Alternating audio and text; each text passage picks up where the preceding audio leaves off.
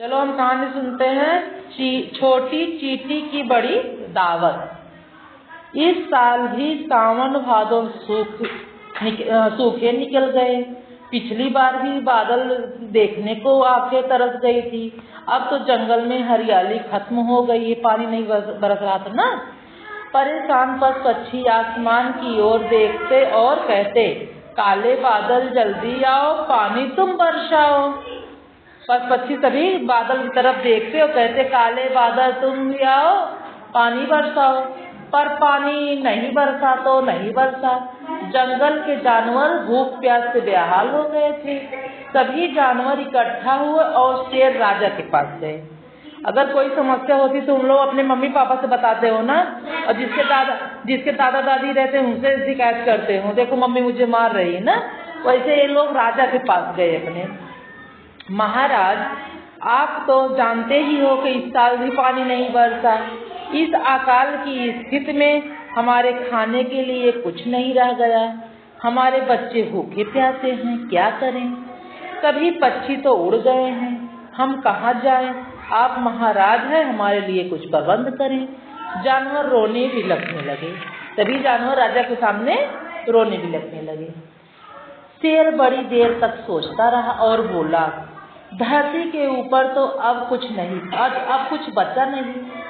सुनते हैं कि जमीन के अंदर भी खाने के लिए बहुत कुछ होता है, पर उसे खोजा कैसे जाए?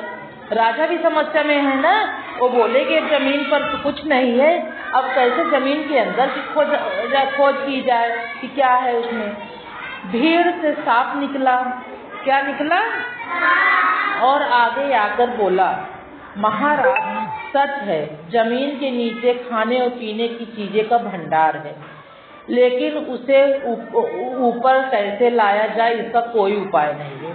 सांप बोलता है जमीन के नीचे है, लेकिन कैसे ऊपर आए ये नहीं पता है। गधे को गुस्सा आ गया। किसको गुस्सा आ गया? वाह, यह भी कोई बात हुई। जमीन के नीचे खाने का भंडार है, होगा जब हमें भूखे ही मरना है तो भंडार रह कर किस काम, हमारे किस काम का है। गधा बोलता है चाहे जितना भरा हो, लेकिन मैं भूखा ही मर रहा हूँ तो हमारे किस काम का है ना। खरगोश से पूछा गया, सुना है कि जमीन के नीचे भी खाने पीने की चीजें हैं, तुम तो सुरंग बना लेकर रखते हो, तुम तो अवश्य जानते हो, यह क्या सच है? खरगोश बोला, बात तो 16 आने सच है। जमीन के नीचे तो बहुत बड़ा भंडार है, पर वह हमारे किसी काम का नहीं, क्योंकि उसे बाहर निकालना हमारे बस की बात नहीं है। कौन बोला? छोटी सी चींटी खुद को दूसरे जानवरों को पैरे से नीचे से आने से बचाने की जुगत लगाते हुए वह यह बातचीत सुन रही थी। उसने धीरे से कहा, मैं सोचती हूँ कि सबको थोड़ा बहुत बचाकर जरूर रखना चाहिए, यह सोचकर कि न जाने कब जरूरत पड़ जाए। वो छोटी चींटी बोलती है कि थोड़ा बहुत सबको बचाकर रखना चाहिए, पता नहीं कब किसकी जरूरत पड़ जाए। उसकी बात पूरी होने से पहले ही हाथी और भैंसा गुस्से से बोला। कौन गुस्से से बोला? भैंसा गुस्से से बोला, मैं मी रिरियाने वाली इस छोटी चींटी को देखो, हमारा मजाक उड़ा रही है, हमें नहीं सुनना तुम्हारी बकबक। शेर को गुस्सा आ गया। हमारे राज्य में सबको बोलने का बराबर अधिकार है ना, कोई छोटा बड़ा नहीं है। आप लोग चींटी को अपनी तो पूरी बात करने दो ना, यहाँ सब बच्चे बराबर है ना। हाँ, तो वैसे वो राजा बोलता है कि यहाँ सब बराबर है, उसको तो अपनी बात रखने दो। चींटी ने हिम्मत बटोर कर कहा, मैंने अपने बिल में खाने की कुछ चीजें बचा कर रखी हैं, मैं उसे लेकर आती हूँ। इस कठिन घड़ी में सभी लोग उसी से काम चलाएं। चींटी अपने बिल की ओर चल दी। यह देखकर इतनी गंभीर घड़ी में भी कई जानवरों को हंसी भी निकल गई। सभी सोचने लगे, कहाँ हाथी और कहाँ चींटी की खुराक। कुछ ही देर में चींटी आई और 4 दाने ले आई। हाथी ने 4 दाने देखे तो चिघाड़ कर बोला, ओ चींटी, इन 2-4 दानों से जंगल के सब जानवरों का पेट भरना चाहती हो? कौन बोला? हाथी बोलता है कि ओ चूटी, इन 4 दानों से सबका पेट भरना चाहती हो? शेर बोला, हाथी जी, आप बेवजह गुस्सा कर रहे हैं। तुम यह सोचो कि इस नन्ही सी चींटी ने अपने लिए कुछ तो बचा कर रखा है, वह ले आई, और तुम हो कि उल्टा सीधा कह रहे हो। शेर की बात सुनकर चींटी बोली, महाराज, हम सभी चींटियों ने जो कुछ अपने बुरे दिनों के लिए बचा कर रखा था, वह कुछ ही देर में आपके सामने हाजिर होगी। चींटियों का मतलब बहुत सारी चींटियां ना। अब क्या हुआ, देखते ही देखते हजारों चींटियां कतार बनाकर अपने अपने बिलों के अंदर से खाने की चीजें बाहर निकालकर ढेर लगाने लगी। वहां तो खाने के सामान का बड़ा पहाड़ खड़ा हो गया। यह देखकर सभी हैरान हो गए। सभी चींटियां अपने बिल से 2-2, 4-4 दाना लेकर आई कि इतना इकट्ठा हो गया जैसे पहाड़ हो गया, इतना सारा हो गया।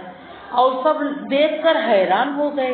वहाँ सभी जानवर बड़े थे ना, लेकिन सब जानवर हैरान हो गए। सबको भूख लगी थी। जानवरों ने छत कर दावत उड़ाई। कई दिनों बाद भरपेट खाना मिला।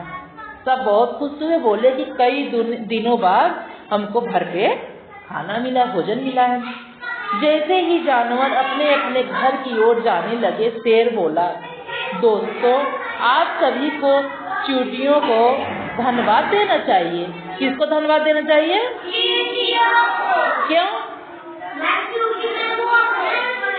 हाँ, क्यों? अपना खाना लेकर आई ना मुसीबत के समय। जिन्होंने मुसीबत में आपकी मदद की है। आप सब मुझसे वादा करो कि कभी भी किसी छोटी चींटी को जानबूझकर पैर से नहीं दबाओगे। सभी ने यह शपथ ली कि अब आज से किसी चींटी को हम जानबूझकर नहीं। आकाश के बादलों ने चींटियों का परिश्रम और दान देखा। देखते जानवरों की परेशानी देखी। देखते ही देखते काले बादल छा गए और खूब झमाझम बारिश होने लगा। तभी तो कहा जाता है कि जब झुंड चींटियां अपने बिलों से बाहर निकलने लगती है तो पानी बरसने वाला होता है ना।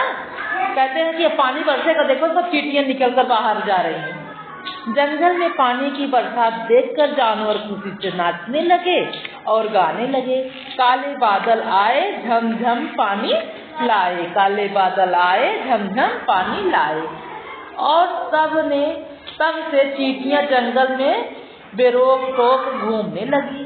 जब बारिश बंद होती है तो वह खाने पीने का सामान अपने बिल में इकट्ठा करती रहती है, क्योंकि न जाने कब किस जानवरों को दावत देनी पड़ जाए।